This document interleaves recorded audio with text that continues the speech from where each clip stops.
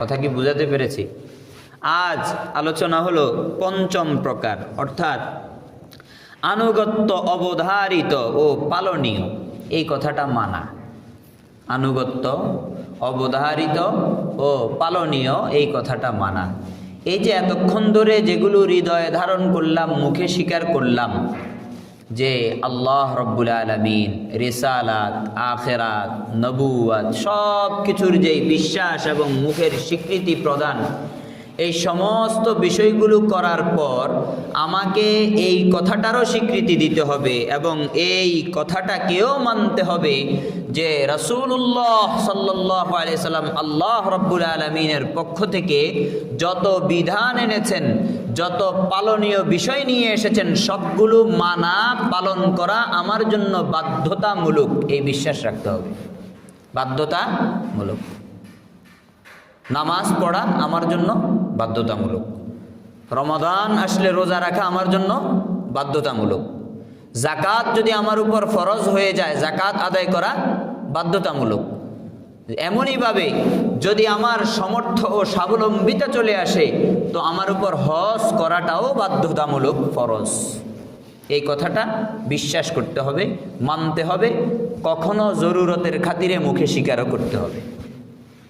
কথা কি বুঝাতে পারছি? অন্যথায় ইমানদার হওয়া যাবে না। বলে হুজুর নামাজ পড়া বাধ্যতামূলক, আমার জন্য নামাজ ফরজ, আমার জন্য রোজা ফরজ, আমি স্বাবলম্বী, হজ ফরজ, আমার উপর যাকাত ফরজ, আমি সব কিছু বুঝলাম কিন্তু করতেছি তো না। এই সব কিছুকে বিশ্বাস করা যে আমার উপর বাধ্যতামূলক এক বিষয়, আর স্বীকার করার পর না করা আরেক বিষয়। কথা কি বুঝাইতে পারতেছি? বলে আমি নামাজ পড়ি না ঠিক, কিন্তু আমি এই কথা অনুভব করি যে নামাজ পড়াটা আমার উপর বাধ্যতামূলক। পড়তেছি না তো গুনাহ করতেছি, কবিরা গুনাহ করতেছি, ফাসিক আমি। এতটুকু অনুভূতি থাকতে হবে, নাইলে ঈমান রাখা যাবে না। আর যদি মনে করি যে নামাজ আল্লাহ ফরজ করছেন, ঠিক আছে, ক্ষেত্র বিশেষ ফরজ হতে পারে কিন্তু আমার উপর ফরজ না, তাহলে ঈমান থাকবে? ঈমান থাকবে না। নামাজের স্বীকৃতি প্রদান করলাম যে নামাজ আছে, আল্লাহ রাব্বুল আলামিন যেইভাবে নামাজ পড়তে বলছে তার অর্থটাও মানলাম। অকাট্য বিষয় না নামাজ, অকাট্য বিষয়ের স্বীকৃতিও প্রদান করলাম। অকাট্য বিষয়ের যে অনুরূপ ব্যাখ্যা চলে আসছে রাসূলুল্লাহ সাল্লাল্লাহু আলাইহি ওয়াসাল্লামের জামানা থেকে যে নামাজটা এইভাবে পড়তে হয়, নামাজে কেরাত পড়তে হয়, নামাজে রুকু করতে হয়, নামাজে সিজদা করতে হয়, সব কিছু মানলাম, কিন্তু আমার উপর বাধ্যতামূলক না মনে করলাম, তাহলেও ঈমান থাকবে না। তাহলেও কি ঈমান থাকবে না? তাহলে কতগুলো ভাঁজ চিন্তা করছেন? একটা জায়গা থেকে একটা জায়গায় আমি অকাট্য বিষয়গুলো মেনে আসলাম, দ্বিতীয় জায়গায় এসে অকাট্য বিষয়ের ব্যাখ্যাগুলো মানলাম যে নামাজের এই নির্দিষ্ট একটা পদ্ধতি এবং কারিকুলামে পঠিত বিষয়টাই হলো নামাজ। এরপর এতটুকু মানার পরেই যথেষ্ট নয়, এরপর আমাকে মানতে হবে যে আমার উপরও এই পদ্ধতির এই নামাজ আমার উপরেও ফরজ। এই কথাটা মানতে হবে। এতটুকু পর্যন্ত যদি মানতে পারি, এরপর আমি নামাজ না পড়লে ফাসিক হব, বেঈমান হব না। আর যদি এতটুকু পর্যন্ত মানতে না পারি, মনে করি যে আমার উপর ফরজ নয়, এটা তো নামাজ পড়বে যে গরিব মিসকিন, যে বিপদে পড়ে গেছে সেই, তাহলে আমার ঈমান থাকবে না। তাহলে ঈমান বাঁচাতে হলে এতটুকু পর্যন্ত আসতে হবে যে নামাজের যেই ফরজিয়াত, নামাজের যে অকাট্য বিধান অন্য 10 জনের উপর যেমন ফরজ, আমার উপর তেমনই ফরজ। আমি পড়ছি না তো কবিরা গুনাহ করতেছি, এই কথাটা মানতে হবে। এই কথাটা মানতে হবে, না মানলে ঈমান থাকবে না। আর মেনে যদি আমি নামাজ না পড়ি তাইলে ফাসিক হব, গুনাহগার হব, জাহান্নামের আগুনে যাব, কিন্তু ঈমানের কারণে একটা সময় আবার জান্নাত পাবো।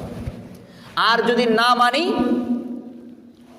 মানলে তো কি নামাজ না পড়ার কারণে শাস্তি পেয়ে আবার জান্নাত পাবো, কিন্তু যদি না মানি তাহলে চিরস্থায়ী জাহান্নামী, আর জান্নাতের সুঘ্রাণ, জান্নাতের স্বপ্নও দেখতে পারবো না। কথা কি বুঝাইতে পারছি? তাহলে আজকের বিষয়বস্তু পঞ্চম নাম্বার কি বললাম? যে আনুগত্য অবধারিত, আবশ্যকীয়, পালনীয় মনে করা।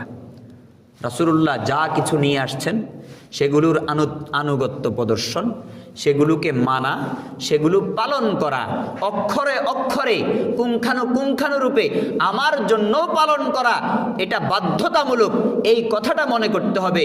এরপর আমি পালন করতে যদি না পারি গুনাহগার হব, কিন্তু যদি আমি এটা নাই মনে করি তাহলে ইমানই থাকবে না, বেঈমান হয়ে যাব। কথা বুঝাইতে পারছি? কেমন? কাইসারে রোম, ওই সময়ের কথা, যখন রোমের সাম্রাজ্যের যিনি মসনদ আসীন হতেন, যিনি মিম্বারে বসতেন, যিনি সম্রাট হতেন, তাকে বলা হতো কাইসার।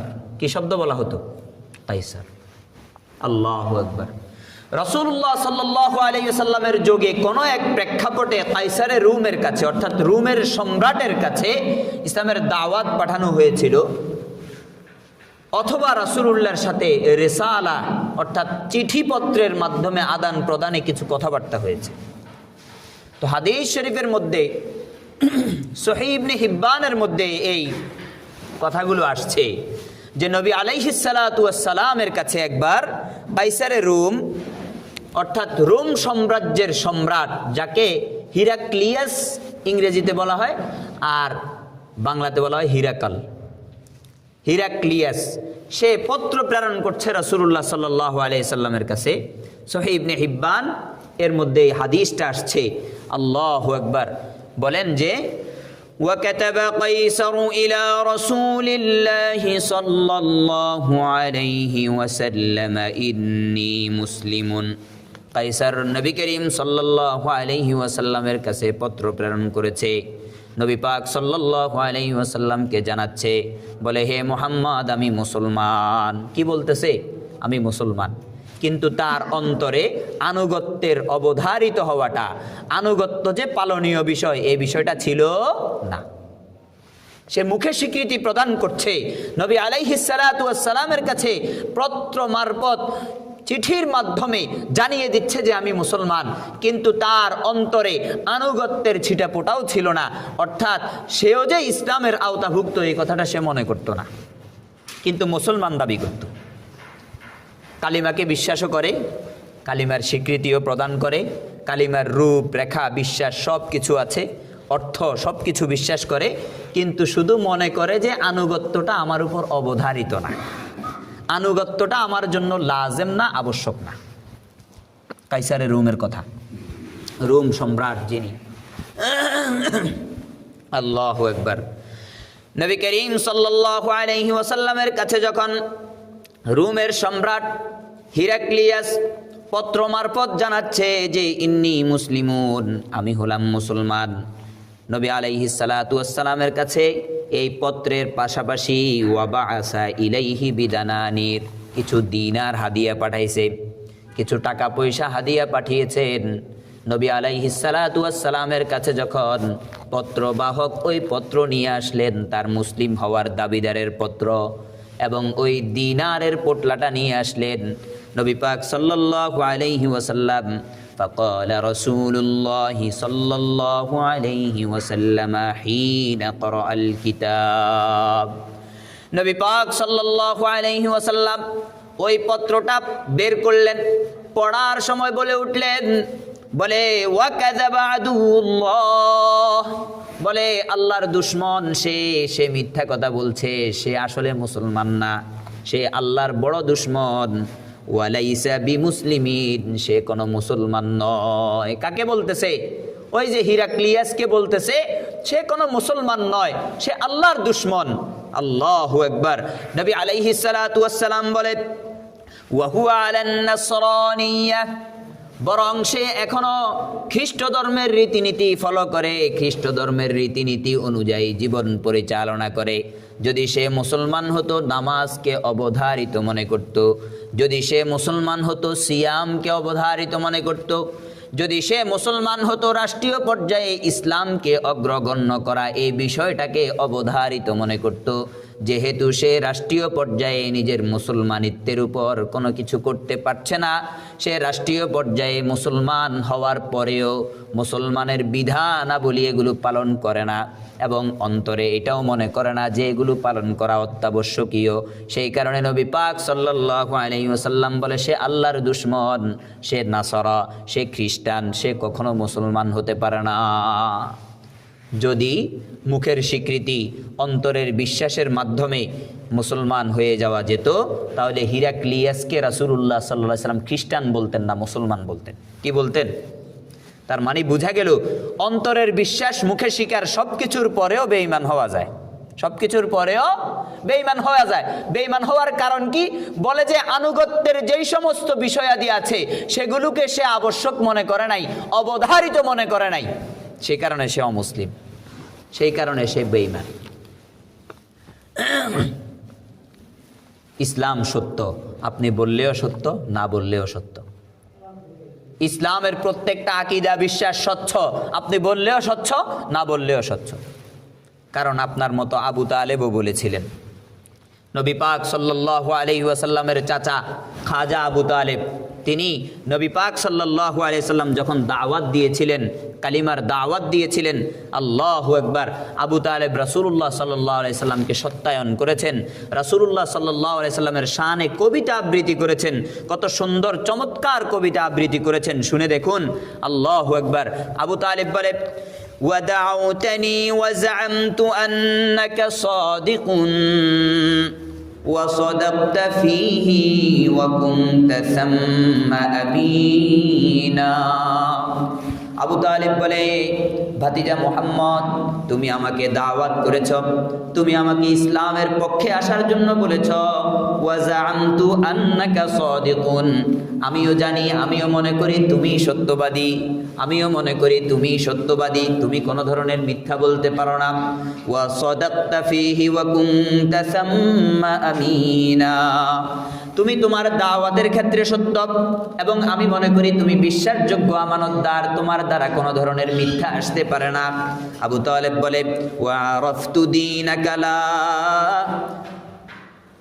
মাহালাতা আন্নাহু, আবু তালেব বলে, আমি অবশ্যই মনে করি তুমি যেই ধর্মের দাওয়াত দাও, মিন খায়রি আদিয়ানিল বাররিয়াতি দীনা, বলে সেটা হলো পৃথিবীর ভূপৃষ্ঠে যত ধর্ম আছে সব ধর্ম থেকে উৎকৃষ্টতম ধর্ম হলো মুহাম্মদ তোমার ধর্ম। কে বলে? আবু তালেব, মুহাম্মদুর রাসূলুল্লাহ সাল্লাল্লাহু আলাইহি সাল্লামের চাচা, বলে যে মুহাম্মদ তুমি যেই ধর্মের কথা বলো এই ধর্ম বড় সত্য ধর্ম, এই ধর্মের চেয়ে উৎকৃষ্ট কোনো ধর্ম পৃথিবীর বুকে আর নাই। এরপর আবু তালেব শেষে এসে বলে, লাউলাল মালামাতু আও হাযার মাসাব্বাতিন লাওয়াজাদতানি সামহা বিযাকা মুনিবা, বলে মুহাম্মদ যদি আমি তিরস্কারের ভয় না করতাম, যদি আমি মানুষ আমাকে বিভিন্ন ধরনের সমালোচনায় জর্জরিত করবে এই ভয় না করতাম, তাহলে তুমি আমাকে অবশ্যই তোমার পরিপূর্ণ সত্যায়নকারী রূপে পেতে, তোমার পরিপূর্ণ সত্যায়নকারী রূপে আমাকে পেতে, আনুগত্য প্রদর্শনকারী রূপে আমাকে পেতে। এই যে আবু তালেব বলল, মুহাম্মদ তুমি সত্য, তোমার ধর্ম সত্য, মুহাম্মদ তুমি যেই বলো লা ইলাহা ইল্লাল্লাহ, আসলেই বাস্তব লা ইলাহা ইল্লাল্লাহ। মুহাম্মদ তুমি যে বলো যে তোমার ধর্মের উপর কোনো ধর্ম নাই, আসলেই বাস্তব, পৃথিবীতে ইসলামের মতো আর কোনো উৎকৃষ্টতম ধর্ম হতে পারে না। এত কিছুর স্বীকৃতি প্রদান আবু তালেব মুখে মুখে বলার সাথে সাথে অন্তরেও তো বিশ্বাস করতো কি করতো না? কিন্তু সে কি মুসলমান? মুসলমান না। কেন? কারণ সে আনুগত্যকে অবধারিত মনে করতো না, আনুগত্যকে অবধারিত মনে করতো না, মনে করতো না যে আমি যা বলছি সেটাই আমাকে মানতে হবে, এর বাহিরে যাওয়া যাবে না। যদি এটা মনে করতো তাইলে তো মুসলমান হয়ে যেত। যদি এটা মনে করতো শেষে আর এই কথা বলতো না। মানুষের তিরস্কারের ভয়, মানুষের গালি গালাজ এবং বিভিন্ন ধরনের সমালোচনার ভয় আমাকে ইসলাম ধর্ম গ্রহণ করতে দেয় নাই, এ কথা বলতো না। তার মানে সে আনুগত্য করতে ভয় পায়, সে আনুগত্য করতে কি করে? ভয় পায়। আর যে আনুগত্য করতে ভয় পায় সে মুসলমান হতে পারে না। মুসলমানের বৈশিষ্ট্য হবে আনুগত্যের স্বীকৃতি দেওয়া, তারপর আনুগত্য করতে পারি আর না পারি পরেরটা পরে দেখা যাবে। আল্লাহর সাথে আমার মুআমালা হবে, জান্নাত জাহান্নাম নিয়ে কথা হবে, সব ঠিক আপন জায়গায়, কিন্তু আনুগত্য যে আমার উপর অবধারিত এই বিষয়ের স্বীকৃতি আমাকে সবার আগে দিয়ে দিতে হবে। তাহলে কি বুঝলাম? ঈমানের জন্য এক তো হলো অন্তরের বিশ্বাস, তারপর অকাট্য বিষয়াদির স্বীকৃতি প্রদান, তারপর অকাট্য বিষয়াদির যত ধরনের প্রতিষ্ঠিত ব্যাখ্যা আছে সাহাবী তাবেঈন তাবেঈ তাবেঈন রাসূলুল্লাহ সাল্লাল্লাহু আলাইহি সাল্লাম পর্যন্ত, যেমন নামাজের নির্দিষ্ট পদ্ধতি, নামাজের নির্দিষ্ট একটা অর্থ, সিয়ামের নির্দিষ্ট একটা অর্থ, সকাল থেকে বিকাল পর্যন্ত উপাস থাকা, এই সমস্ত বিষয়গুলোর স্বীকৃতি প্রদান। তারপর চতুর্থ নম্বরে আমাদের এখানে আলোচনা গেছে মুখ দিয়েও এগুলোর স্বীকৃতি করতে হবে। অন্তরে যেমন বিশ্বাস করতে হবে এই তিনটা বিষয়, মুখ দিয়ে এগুলোর স্বীকৃতি প্রদান করতে হবে। আজকে বুঝলাম পঞ্চম নাম্বার, আমি আল্লাহর রাসূল সাল্লাল্লাহু আলাইহি সাল্লামের আনিত প্রত্যেকটা বিধানের জন্য আমি বাধা, এগুলো আমাকে পালন করতে হবে, আনুগত্য করতে হবে, এগুলোর আনুগত্য করা আমার উপর আবশ্যক। যদি এটা মনে না করি তাহলেও আমি বেঈমান। তাহলে 5টা পাইলাম তো। তারপরে আসেন আল্লাহু আকবার। কোরআনুল কারীম তো এমনি আগেই স্পষ্টভাবে বলে দিয়েছে।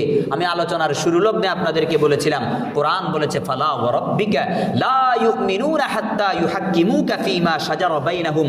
বলে রাসূলুল্লাহ সাল্লাল্লাহু আলাইহি ওয়াসাল্লাম, আপনি তারা তাদের পরস্পরের মাঝে যে ঝগড়া বিবাদ, বিভিন্ন ধরনের বাগ বিতণ্ডা, সব কিছু, এই সব কিছুর সমাধান যতক্ষণ পর্যন্ত আপনাকে মনে না করবে, শুধু কি মনে না করবে এমন, বলে না, আপনাকে তো এই সব কিছুর সমাধান তারা মনে করতেই হবে। করার সাথে সাথে সুম্মা লা ইয়াজিদু ফি আনফুসিহিম হারাজাম মিম্মা কদাইত, আপনি যে সিদ্ধান্ত দিবেন ওই সিদ্ধান্তের ব্যাপারে তাদের অন্তরে বিন্দু পরিমাণ বক্রতাও থাকতে পারবে না, তবেই তারা মুসলমান, অন্যথায় তারা মুসলমান হতে পারবে না। অর্থাৎ আনুগত্য অবধারিত, আনুগত্য অবধারিত। আনুগত্যের উপর কোনো কথা নেই। আনুগত্য পালন করি না সেটা ভিন্ন কথা, কিন্তু আনুগত্য অবধারিত এটা মনে করতে হবে, স্বীকৃতি দিতে হবে। মাঝে মাঝে বলতে হবে, আরে আমি মুসলমান, নামাজ পড়তে পারতেছি না, তাইলে না বোঝা যায় যে সে মুসলমান। কথা কি বুঝাইতে পারছি? এরপর আসেন আমলের বিষয় তো পড়েই আছে, এগুলো ইমানের মৌলিক জায়গা। এগুলো স্পষ্ট না হলে তো আমার ইমানই থাকতেছে না। এরপর আমি যত ডুমাডুমি, যতই আল্লাহকে সেজদা করি, কোনো কাজে আসবে না। যত সদকা করি, যত তাহলিল করি, যত তাহমিদ পড়ি, কোনো কিছু কাজে আসবে না। তাইলে কি বুঝলাম? পঞ্চম নম্বরে আনুগত্য করা আমার জন্য যে আবশ্যক, এই কথাটা আমাকে মনে করতে হবে। তারপর আসেন ষষ্ঠ, 6 নাম্বার, 7টার মধ্যে 6 নাম্বার হলো ইসলাম বহির্ভূত, অর্থাৎ ইসলাম, ইন্নাদ-দীনা ইনদাল্লাহিল ইসলাম, আল্লাহর কাছে মনোনীত ধর্ম একমাত্র কি? ইসলাম।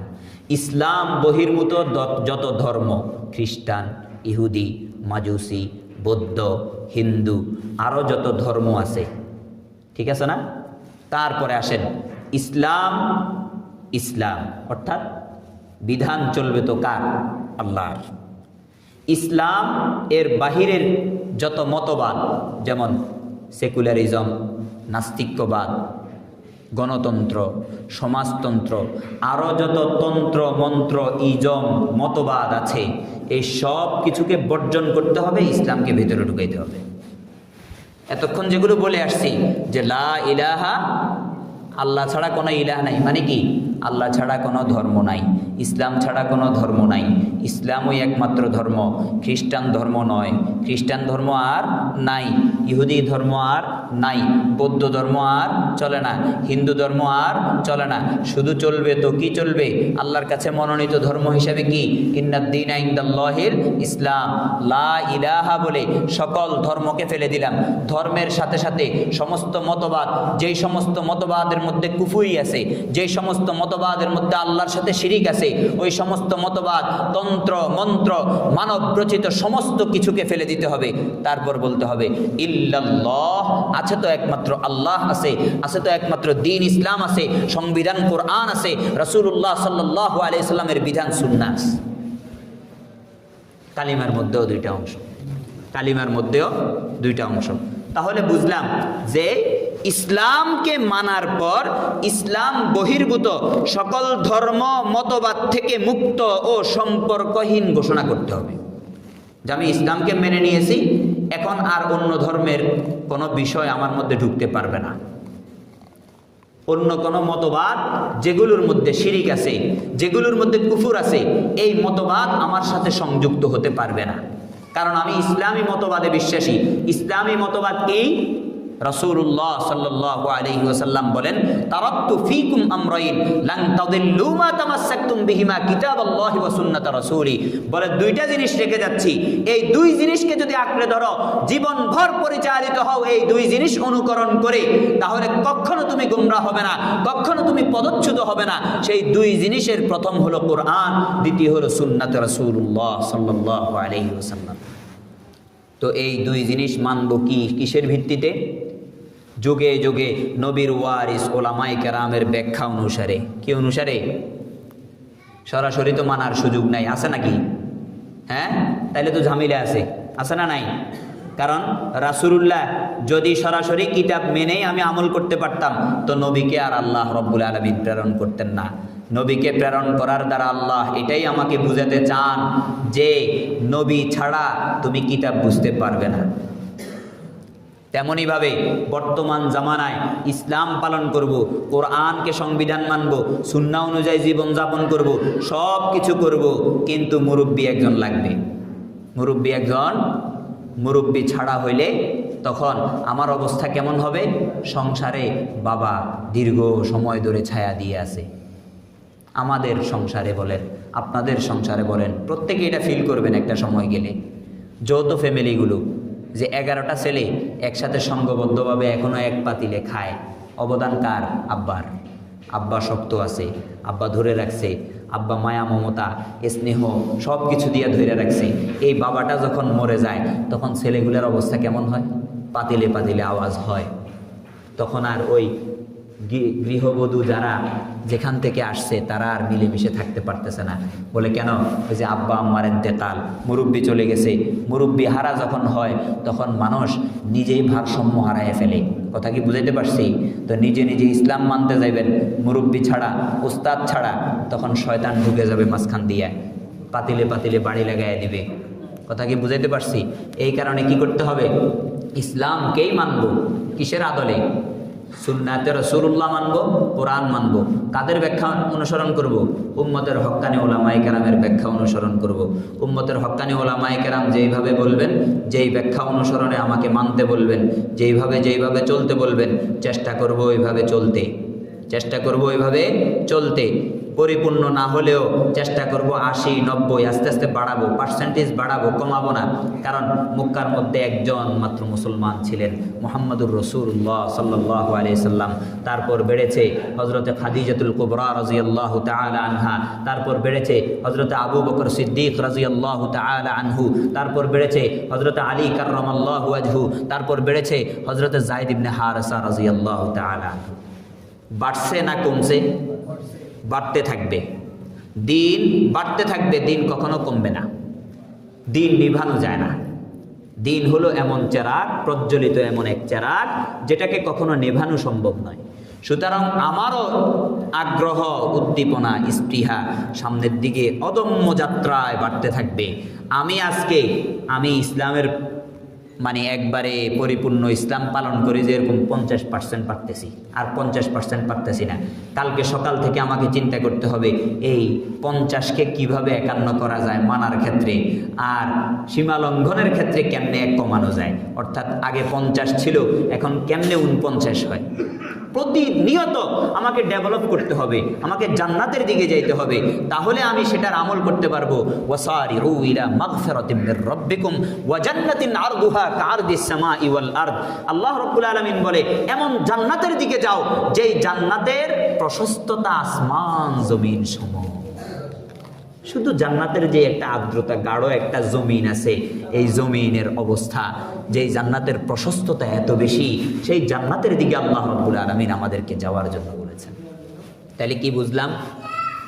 পরিপূর্ণ ঈমানের জন্য আমাদেরকে 6 নম্বরে ইসলামকে রেখে বাকি সব তন্ত্র মন্ত্র ইজম ধর্ম সব কিছুকে পরিত্যাগ করতে হবে। ইসলামকে রেখে বাকি যত সব ধর্ম আছে কোনোটার সাথে একাত্মতা ঘোষণা করা যাবে না। একদিকে ইসলামও চাই সুবিধা নেয়ার জন্য, কারণ মুসলমান সমাজ, আরেকদিকে তাদের সাথেও লেয়াজু মেনটেন করে চলি, কারণ সামনে আমাকে তাদেরকে লাগবে। এটা চলবে না। সামাজিক দৃষ্টিকোণ থেকে তারা আমার প্রতিবেশী, যেমন আমার একজন মুসলমান ভাই প্রতিবেশী। ধর্মীয় দৃষ্টিকোণ থেকে তারা ঠিক তত দূর আমাদের যত দূর একজন ইহুদি খ্রিস্টান। কথা কি বুঝাইতে পারছি? সামাজিকভাবে সেও আমার কাছ থেকে সেই অধিকার পাবে যেই অধিকার আমার একজন মুসলমান ভাই পায়। সে আমার প্রতিবেশী, প্রতিবেশীর হক নষ্ট করতে পারবো না, চাই সে অমুসলিম হোক, তাও হক নষ্ট করা যাবে না।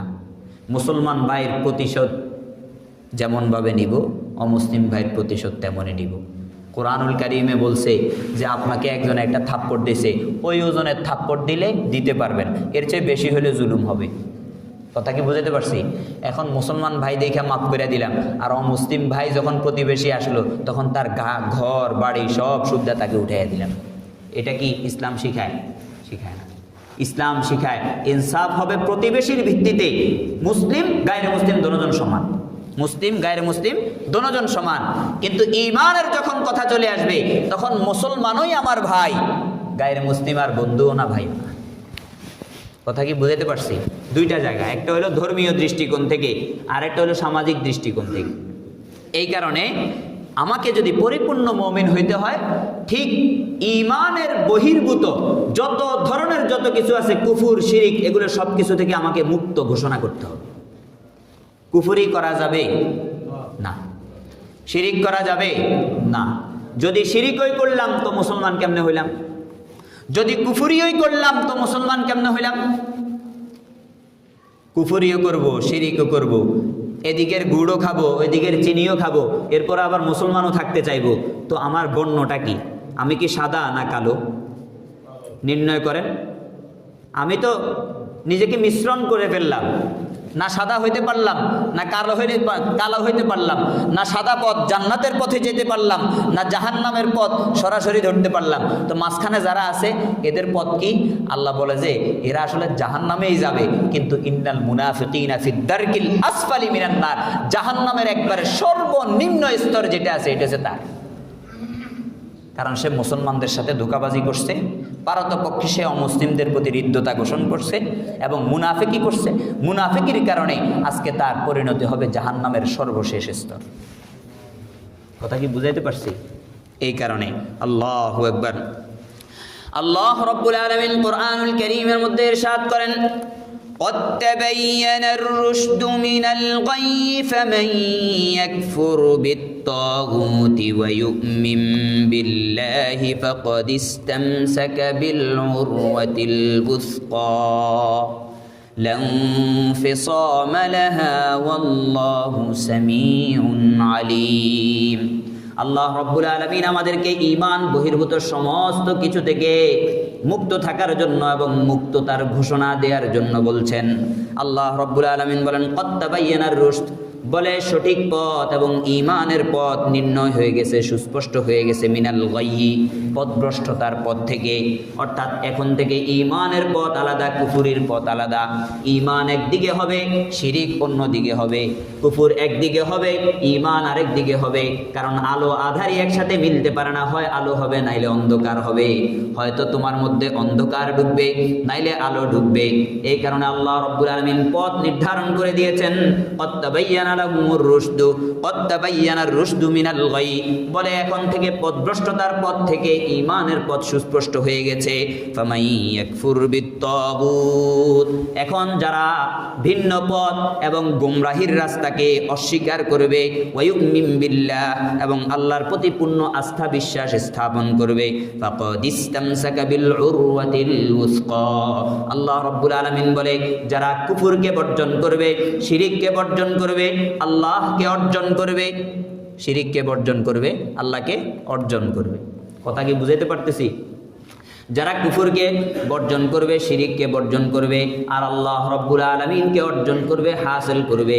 আল্লাহ রাব্বুল আলামিন বলে তারা কেমন যেন এক শক্ত হাতল ধরে আছে, যেই শক্ত হাতল লা ইনফিসাম লাহা, যেই শক্ত হাতল কখনো ভেঙে যাবার নয়, ভেঙে যাওয়ার কোনো আশঙ্কাও নাই।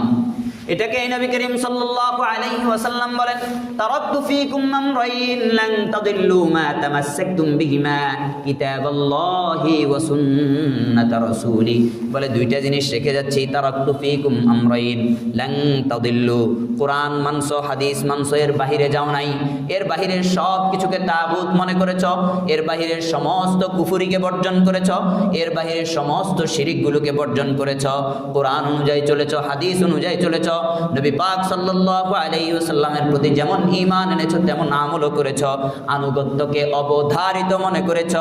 এরপর রাসূলুল্লাহ সাল্লাল্লাহু আলাইহি ওয়াসাল্লাম বলে, এগুলোকে আঁকড়ে ধরার পর আর তুমি পথভ্রষ্ট হবে না, এগুলোকে আঁকড়ে ধরার পর আর তুমি কখনো গোমরাহ হবে না, কখনো আর গোমরাহ হবে না, পথভ্রষ্ট হবে না। কারণ তাহলে বুঝলাম যে আমি যা মানতেছি তার বিপরীতের সমস্ত বিষয়গুলোকে অস্বীকার করতে হবে। আমি যা মানতেছি তার বিপরীতের সমস্ত বিষয়গুলোকে এই আয়াতের মাধ্যমে কত্তাবাইয়ানার রুশদু মিনাল গাই, এই আয়াত থেকে স্পষ্ট হয়ে গেল যে ইসলাম এবং ঈমানের বিপরীত কি? কুফরি ও শিরিক। কুফরি ও শিরিক, এই কুফর এবং শিরিকের সুস্পষ্ট ভাবে নিজেকে মুক্ত ঘোষণা করতে হবে যে আমি কুফরির সাথে নাই, আমি শিরিকের সাথে নাই, যেখানে গেলে শিরিক হবে সেখানে আমি যাব না, যেই কাজ করলে কুফরি হবে সেই কাজ আমি করব না, সেই কাজ আমি করব না। যদি করি ঈমান থাকবে না, যদি করি ঈমান থাকবে না। আল্লাহু আকবার। রাসূলুল্লাহ সাল্লাল্লাহু আলাইহি ওয়াসাল্লামের মাধ্যমে আল্লাহ রাব্বুল আলামিন আমাদেরকে শিখিয়েছেন কালিমার মধ্যেও দুইটা অংশ। বলে যে লা ইলাহা, কোনো ইলাহ নাই, অর্থাৎ আল্লাহ ছাড়া কোনো ইলাহ নাই। লা ইলাহা, একটু আগেই তো বললাম যে লা ইলাহা মানে কি? খ্রিস্টান ধর্মবাদ, ইহুদি ধর্মবাদ, হিন্দু ধর্মবাদ, যত ধরনের ধর্ম আছে সব বাদ, সাথে সাথে যত মতবাদ আছে, গণতন্ত্র, সমাজতন্ত্র, সেকুলারিজম, সমস্ত তন্ত্র মন্ত্র মতবাদ সব কিছু বাদ, যেগুলোতে কুফরি আছে, যেগুলোতে শিরিক আছে, সব কিছু বাদ। লা ইলাহা। তারপর বললাম ইল্লাল্লাহ, আছে কেবল আল্লাহ, আছে কেবল কোরআন, আছে কেবল সুন্নাহ, রাসূলুল্লাহ আমার আদর্শ, আল্লাহ রাব্বুল আলামিন যেই বিধান নাজিল করেছেন সেই বিধানই হলো আমার জীবন পরিচালিকা। এর বাহিরে কোনো পরিচালিকা শক্তি অথবা বাহিরে কোনো পরিচালিকা সংবিধান নেই। কথা কি বুঝাইতে পারছি? তাহলে কালিমারও কি হয়ে গেল? দুইটা অংশ, লা ইলাহা ইল্লাল্লাহ, তারপরে আসেন মুহাম্মাদুর রাসূলুল্লাহ। একদিকে সব কিছুকে বাদ করে দিতেছি, আরেকদিকে ঢুকাইতেছি কেবল কাকে? আমার আল্লাহ রাব্বুল আলামিন, যিনি আমাকে মহব্বত করে সৃষ্টি করছেন। আল্লাহু আকবার। তারপরে قال النبي صلى الله عليه وسلم لجرير بن عبد الله رضي الله تعالى عنه تعبد الله ولا تشرك به شيئا। নবী করিম সাল্লাল্লাহু আলাইহি ওয়াসাল্লাম তার সাহাবী জারির ইবনে আব্দুল্লাহকে বলে, ও জারির, আব্দুল্লাহ বলে, শোনো শোনো, তুমি আল্লাহর সাথে কাউকে শরীক করো না, উবুদুল্লাহ, আল্লাহর ইবাদত করো, তা'বুদুল্লাহ, একমাত্র আল্লাহর ওই ইবাদত করবে, লা তুশরিকু বিহি শাইআ, এবং ইবাদতের ক্ষেত্রে আল্লাহর সাথে কাউকে শরীক করতে পারবে না। ওয়া তুসাল্লিস সালাতাল মাকতুবা, 5 ওয়াক্ত নামাজ যেগুলো আল্লাহ রাব্বুল আলামিন তোমার উপর লিপিবদ্ধ করে দিয়েছেন, ওই সমস্ত নামাজগুলো তুমি সুন্দরভাবে আদায় করবে, যেইভাবে আল্লাহ রাব্বুল আলামিন আদায় করার কথা বলেছেন। ওয়া তুআদ্দিজ যাকাতাল মাফরুদা, যখন তোমার উপর যাকাত ফরজ হয়ে যাবে তুমি যাকাতগুলো সুন্দরভাবে আদায় করে দিবে। তারপর রাসূলুল্লাহ সাল্লাল্লাহু আলাইহি ওয়াসাল্লাম বলে, তানসাহুলিল মুসলিম, বলে মুসলমানের জন্য কল্যাণকামী হবে, যত মুসলমান তোমার ভাই আছে তাদের জন্য কল্যাণকামী হবে, তাদের সাথে সুসম্পর্ক গড়ে তুলবে। তারপর রাসূলুল্লাহ সাল্লাল্লাহু আলাইহি ওয়াসাল্লাম একদিকে মুসলমান যেমন বলেছেন, অপরদিকে বলছেন ওয়াতাবরাউ মিনাল কাফির, সমস্ত কাফের এবং সমস্ত তাগুত, যত ঈমান বহির্ভূত কাফের আছে, যত ধরনের মানব আছে, যত ধরনের মতবাদ আছে, সব কিছু থেকে তুমি নিজেকে মুক্ত ঘোষণা করবে, নিজেকে বাঁচিয়ে রাখবে, সম্পর্কহীনতার দৃষ্টান্ত স্থাপন করবে। তাহলে এখানেও এই হাদিসের মধ্যেও রাসূল বলতেছে যে একদিকে তুমি যখন ঈমান এবং ইসলামকে ধারণ করবে, অপরদিকে কুফর এবং শিরিককে ছেড়ে দিতে হবে। কুফর শিরিককে নিজের মধ্যে রেখে তুমি ঈমান ধারণ করতে পারবে না। তাহলে বুঝতে পারছি তো, কুফর শিরিক আমার মধ্যে যেন না থাকে। এখন থেকে ঝেড়ে ফেলে দেন। বলে আমরা তো বিভিন্ন জায়গায় জড়িত হয়ে যাই, জড়িত হয়ে গেলে কেউ যদি আমাকে বাধ্য করে তাহলে আমার অন্তরের স্বীকৃতি এটাই থাকবে যে এটা কাফের হওয়ার মতো কাজ, আমি এটা করতে বাধ্য ছিলাম না কিন্তু আমাকে বাধ্য করা হয়েছে সেই কারণে করতেছি, সেই কারণে করতেছি, কিন্তু অন্তরের বিশ্বাস ওইটাই থাকবে। হযরত বেলাল যেমনভাবে বলেছিলেন আহাদ আহাদ। আমি গত সপ্তাহে আপনাদেরকে শুনিয়েছি হযরতে খুবাইব রাদিয়াল্লাহু তাআলা আনহু, হযরত খাব্বাব ইবনুল আরস রাদিয়াল্লাহু তাআলা আনহু, হযরতে আম্মার ইবনু ইয়াসির রাদিয়াল্লাহু তাআলা আনহু, এরকম অনেক সাহাবায়ে কেরাম আছেন যাদেরকে এত বেশি অত্যাচার করা হয়েছে। আল্লাহু আকবার, আল্লাহু আকবার। হযরতে সুমাইয়া রাদিয়াল্লাহু তাআলা আনহা, হযরতে আম্মার রাদিয়াল্লাহু তাআলা আনহুর আম্মা জান হযরত সুমাইয়াকে লজ্জাস্থানে তীর নিক্ষেপ করে করে এই মুশরিক কাফেররা হত্যা করেছে, শহীদ করে দিয়েছে। ইসলামের সর্বপ্রথম নারী শহীদ হয়েছে হযরত সুমাইয়া রাদিয়াল্লাহু তাআলা আনহা, কিন্তু তিনি ঈমানকে বর্জন করে নাই, ঈমানের বিপক্ষে সমস্ত কুফরি এবং শিরিককে বর্জন করেছেন। তো তারাই আমার উত্তরসূরি, তারাই আমাদের উত্তরসূরি, তারা আমাদের পূর্বসূরি, আমরা তাদের উত্তরসূরি। তারা আমাদের পূর্বে পুরুষ, তাদের থেকেই আমাদেরকে ঈমান শিখতে হবে, বাহিরে যাওয়া যাবে না ভাই আমার প্রিয় ভাইরা। এরপরে আসেন কদ কানাত লাকুম উসওয়াতুন হাসানাতুন ফি ইব্রাহিম ওয়াল্লাযীনা মাআ। আল্লাহ রাব্বুল আলামিন কোরআনুল কারীমের মধ্যে আয়াত নাজিল করছেন, কয় কিভাবে মুক্তির ঘোষণা দিবা? মুশরিক একদিকে, কাফের একদিকে, তুমি একা মুসলমান, তো কি করবা? তোমার পরিস্থিতি অনেক সময় সমাজের অনুকূলে থাকবে না, সমাজে তুমি বলতে গেলে তোমার জন্য অনেক বড় একটা বিপদ কামিতা এবং বড় ধরনের দেয়াল দাঁড় হয়ে যাবে, তো কিভাবে করবে? আল্লাহ রাব্বুল আলামিন সেই আদর্শ শিখাইছেন। আল্লাহ রাব্বুল আলামিন বলেন কদ কানাত লাকুম উসওয়াতুন হাসানাতুন ফি ইব্রাহিম ওয়াল্লাযীনা মাআ। আল্লাহ রাব্বুল আলামিন বলেন দেখো ইব্রাহিম এবং তার গুটি কয়েক সাথী সঙ্গী যারা তৎকালীন জামানায় ছিল, নমরুদের সাথে লড়েছে, তাদের ঘটনার কথা স্মরণ করো। তারা যখন বলেছিল ইয ক্বালু লিকাওমিহিম ইন্না বুরাআউ মিনকুম ওয়া মিম্মা তা'বুদুনা মিন দুনিল্লাহ, তারা গুটি কয়েক ছিল কিন্তু তোমাদের জন্য উত্তম আদর্শ তাদের মধ্যে রয়ে গেছে। তারা বলেছিল তাদের কওমকে, বলে তোমরা আল্লাহকে ছেড়ে যাদের অনুসরণ করো, যাদের অনুকরণ করো, যাদের ইবাদত বন্দেগী করো, তাদেরকেও আমরা আজ থেকে বর্জন করলাম এবং তোমরা তাদেরকে অনুসরণ ও অনুকরণ করার কারণে তোমাদেরকেও বর্জন করলাম, হতে পারো তোমরা আমাদের ভাই। সরাসরি ঘোষণা, কোনো হেরফের নাই, ঈমানের ক্ষেত্রে কোনো কারচুপি নাই। আমি বর্ণবাদী হব না, বর্ণ চড়াবো না, মুনাফেক হব না, মুখে কথা বলে ইন্তেকাল করে চলে যাব, শহীদের মর্যাদা পাবো, কিন্তু আমার ঈমান সুস্পষ্ট হইতে হবে। ঈমানের ক্ষেত্রে কোনো ধরনের বর্ণ চড়া মতবাদ চলে না। কথা কি বুঝাইতে পারছি? আল্লাহ হযরত ইব্রাহিমের এই দৃষ্টান্ত কোরআনুল কারীমের মধ্যে বলেন। আল্লাহ রাব্বুল আলামিন ইব্রাহিম আলাইহিস সালাতু ওয়াস সালামের দৃষ্টান্ত বলে তারপরে আল্লাহ রাব্বুল আলামিন বলেন ওমিম্মা তা'বুদুনা মিন দুনিল্লাহ। হযরত ইব্রাহিম এবং তার সাথী সঙ্গীরা তারপরে বলে কাফারনা বিকুম, বলে এই যে তোমাদের যে আকীদা বিশ্বাস, মূর্তি পূজা, অমুক সমুক আরও যত মতবাদ আছে, এই সমস্ত বিষয়গুলোকে আমরা বর্জন করলাম। ওয়াবাদা বাইনানা ওয়া বাইনাকুমুল আদাওয়াতু ওয়াল বাগদা, বলে আজ থেকে চিরকালের জন্য তোমাদের ও আমাদের মাঝে শত্রুতা পরিপূর্ণ হয়ে গেল। আজ থেকে চিরকালের জন্য তোমাদের ও আমাদের মাঝে বিদ্বেষ সৃষ্টি হয়ে গেল। এই বিদ্বেষ ততক্ষণ পর্যন্ত উঠবে না হাত্তা তুমিনু বিল্লাহি ওয়াহদা, যতক্ষণ না তোমরা আল্লাহকে একক ইলাহ এবং সত্তা হিসেবে মেনে নিয়ে ইবাদত বন্দেগী শুরু না করো। ঈমানের ক্ষেত্রে কোনো ধরনের ফাইজলামি চলবে না। এই 6টা জিনিস আবারও বলছি, রিপিট করতেছি। 1 নাম্বার, ঈমান ও ইসলামের বিষয়গুলোকে অন্তরে বিশ্বাস। 2 নাম্বার, অকাট্যভাবে প্রমাণিত সমস্ত বিষয়গুলোকে বিশ্বাস। 3 নাম্বার, অকাট্যভাবে প্রমাণিত যেমন নামাজ, রোজা, এগুলোর নির্দিষ্ট একটা রূপ অর্থ আছে না নাই? নামাজ রুকু সিজদা করতে হবে। এখন কেউ কেউ বলতেছে যে আমি মনে মনে নামাজ পড়তে পারি, তাহলে কি চলবে? না, বরং অকাট্যভাবে প্রমাণিত সমস্ত বিষয়গুলোর নির্দিষ্ট প্রতিষ্ঠিত যেই অর্থ এবং ব্যাখ্যা আছে, এই ব্যাখ্যা মেনে নেয়া 3 নাম্বার। 4 নাম্বার, আল্লাহ রব্বুল আলামিনের এই ঈমান এবং অকাট্য যত সমস্ত বিষয়গুলো এতক্ষণ বললাম, এই সকল বিষয়গুলো মুখ দিয়ে স্বীকার করা। তারপরে আসবে 5 নাম্বার। 5 নাম্বার হলো আমি ইসলাম ধর্ম গ্রহণের পরে অন্তরে বিশ্বাস করলাম, মুখে স্বীকৃতি প্রদান করলাম, এখন আমাকে এই কথাও অবশ্যই মানতে হবে যে আমার জন্য ইসলাম মানা আবশ্যক, বাকি সব কিছু বর্জন করা আবশ্যক। অর্থাৎ আনুগত্য আমার উপর অবধারিত। কেউ যদি মনে করে নামাজের সবকিছু মানলাম কিন্তু নামাজ আমার উপর ফরজ না, তাহলে সে মুসলমান থাকতে পারবে না। তারপরে 6 নাম্বার হলো ঈমান যেমন গ্রহণ করলাম আল্লাহ এক, রাসূলুল্লাহ সাল্লাল্লাহু আলাইহি ওয়াসাল্লাম সর্বশেষ নবী, নবী করিম সাল্লাল্লাহু আলাইহি ওয়াসাল্লামের পর কোনো নবী আসবে না, তেমনি ভাবে ফেরেশতারা সত্য, জিন্নাত সত্য।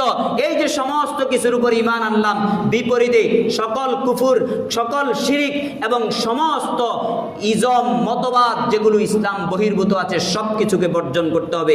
এই 6টা বিষয় যদি আমি ঠিকঠাক মতো করতে পারি তাহলে আমাকে মুমিন বলা যাবে।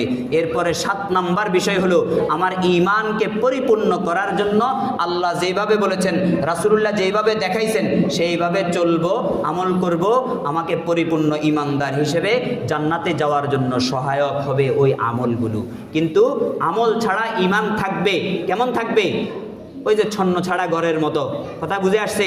এই কারণে আমল হলো এই 6টা জিনিসকে একবারে পরিপূর্ণ করার পরে, এই 6টা জিনিসের কোনো একটাতে যদি হালকা একটু লবণ কম হয়েছে তাহলে ঈমানে ক্ষতি চলে আসবে, ঈমান আর থাকবে না।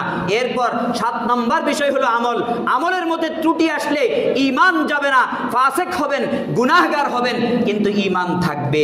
আল্লাহ রাব্বুল আলামিন আশা করা যায় ওই ঈমান থাকা, ঈমানের কারণে একটা সময় জাহান্নাম দিয়ে আবার আমাকে জান্নাতে দিবেন ইনশাআল্লাহ।